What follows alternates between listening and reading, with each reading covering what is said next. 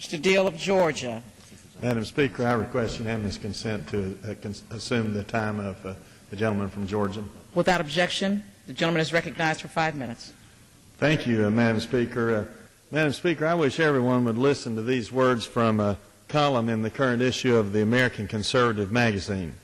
This column says, quote, "We ran Saddam out of Kuwait and put U.S. troops into Saudi Arabia, and we got Osama bin Laden's 9/11. We responded by taking down the Taliban and taking over Afghanistan. And we got an 8-year war with no victory and no end in sight. Now Pakistan is burning. We took down Saddam and got a 7-year war and an ungrateful Iraq. Meanwhile, the Turks, who shared a border with Saddam, have done no fighting. Iran has watched as we destroyed its two greatest enemies, the Taliban and Saddam.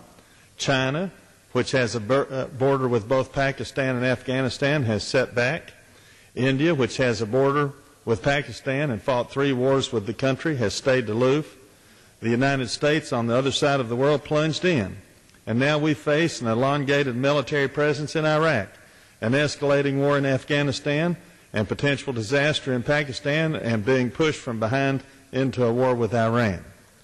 And then in the December 3rd issue of the Washington Post, it says this. It says, "President Obama's new strategy for combating Islamist insurgents in Afghanistan fell on skeptical ears Wednesday in next-door Pakistan, a much larger nuclear-armed state that Obama said was at the core of the plan and had even more at stake than Afghanistan.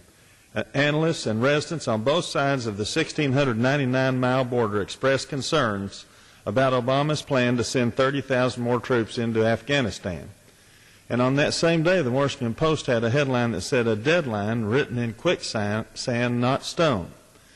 Now, I think most Americans feel that 8 years in Afghanistan is not only enough, it's far too long. After all, we finished World War II in just 4 years. Now, under the President's most optimistic scenario, we're going to be there another 1.5 years. That's 9.5 years.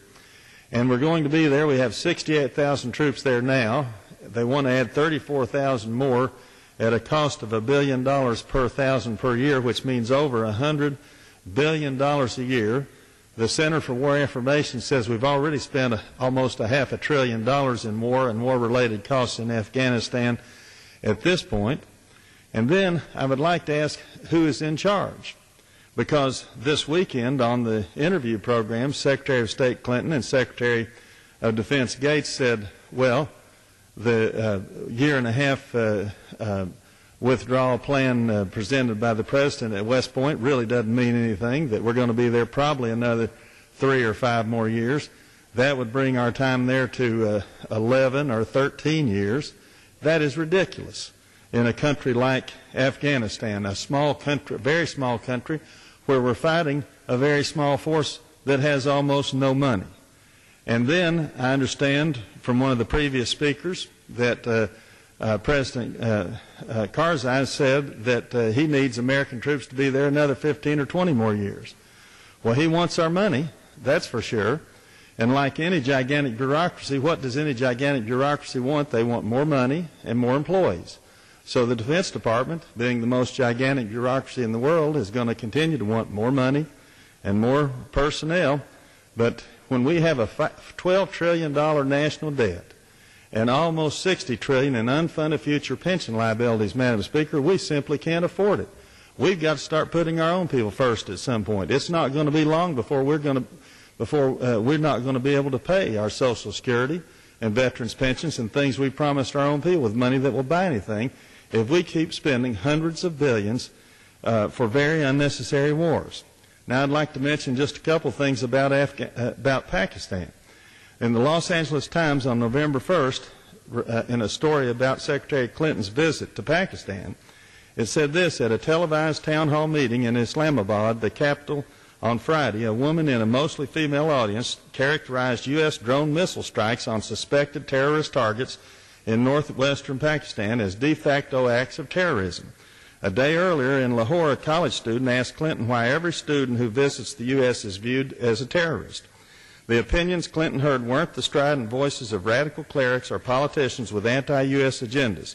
Some of the most biting criticisms came from well-mannered university students and respected, seasoned journalists, a reflection of the breadth of dissatisfaction Pakistanis have with U.S. policy toward their country.